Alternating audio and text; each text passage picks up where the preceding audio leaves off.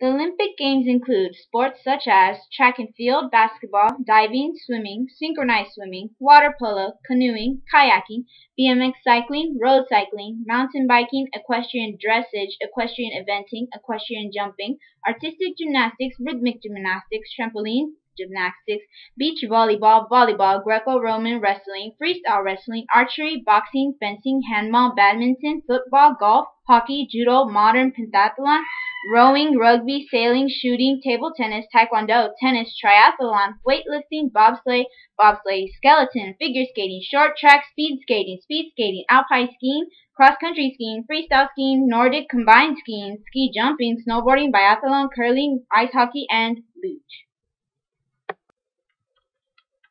It is believed that the first Olympic Games appeared in Olympia, Greece in 776 BC.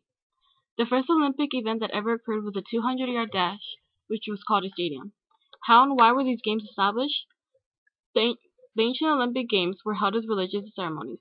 They were dedicated to Olympian gods, and they are closely linked to the religious festivals of the cult of Zeus. There are two well-known myths that explain how and why the Olympics began. The most well-known myth is the myth of Pelops. According to the myth, Pelops, prince from Lydia, wanted to marry Hippodamia, daughter of King Oenomus of Pisa. In order to win the hand of his daughter, the suitors needed to win Oenomus in a chariot race. To make sure he won, Pelops made a plan to win Oenomus in the race. He replaced the bronze linchpins of the king's chariot with wax. During the race, the wax melted and Oenomus was thrown to his death. Pelops married Hippodamia and established the Olympic Games to celebrate his victory. The other myth, which is the Hercules myth, comes from the 10th Olympian ode of the poet Pindar. Pindar tells the story of when Hercules was needed to clean the stables of King August of Elis. Hercules promised to clean the stables for the price of 1/10 of the king's cattle. Hercules then rerouted the Clados and Alpheus rivers to flow through the stables. Because King August never kept his promise, Hercules waged war on August. Hercules sacked the city of Elis, and he established Olympic Games in honor of his father, Zeus. At the award ceremony, which took place at the Temple of Zeus, the Greek judge, also known as the Hellenodikos, would place the kianatos on the winner's head. The kianatos was a sacred olive tree wreath that was believed to be from a traditional olive tree that was planted by Hercules. During the Olympic Games, messengers, also known as spondorophores, were needed to carry the word of the truce, and they were needed to announce the dates of the games. The truce called for a cessation of hostilities for a period of 1 month to allow safe travel to and from Olympia. There were also no death penalties during the truce. The ancient Olympic Games lasted for 1,170 years. They lasted until Emperor Theodosius decreed in 393 AD that all games be banned. In the late 19th century, Baron Pierre de Coubertin began to campaign in order to revive the ancient Olympic Games. And on March 24, 1896, the first modern summer games began in Athens, Greece. In 1924, the Winter Olympics were added. During World War I and World War II, the Olympic Games were forced to cancel. After 1994, the 2-year interval between the Winter Olympics and the Summer Olympics began. In ancient Greece, the Olympic torch was a symbol of the fire gifted to the Greeks by the god Prometheus. Now the torch represents a link between the ancient and modern games. Its modern use began in the 1936 Berlin Games, which also marked the beginning of the torch relays. In these relays, runners carry the flame, in different torches, from Olympia to wherever the games are being held. This has since been done in every Summer and Winter Olympics. The flame remains lit from the opening to closing ceremonies.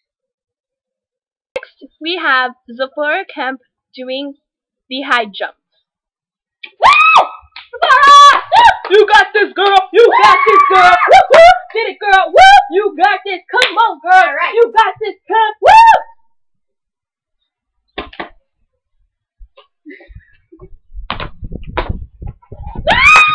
Zafora Kemp! Oh my God, I love you!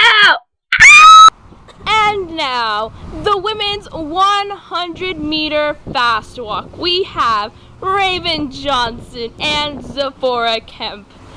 Ready, ladies? On your marks. Get set. Go. Woo! Zev, you're right! You suck, Raven!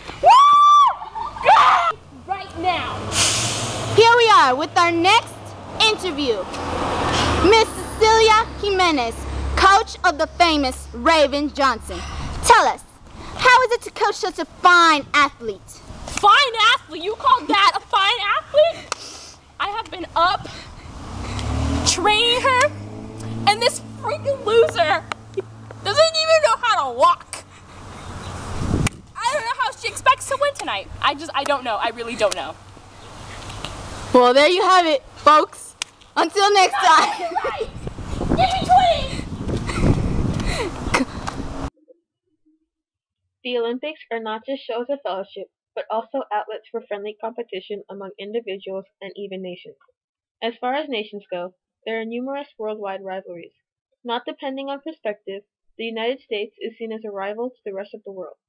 This reflects the economic competition felt among other nations and the U.S. Another international Olympic rivalry is the one between Russia and the United States. This rivalry began as a side effect of the Cold War. Many national rivalries within the Olympics represent a much bigger picture. In the matter of personal rivalries, competitors often strive to outdo certain persons in their sport. Such rivalries include that between Australian and British track cyclists Anna Meares and Victoria Pendleton. The rivalry between the world's fastest female cyclists reportedly began when Meares purposely bumped into Pendleton in an event.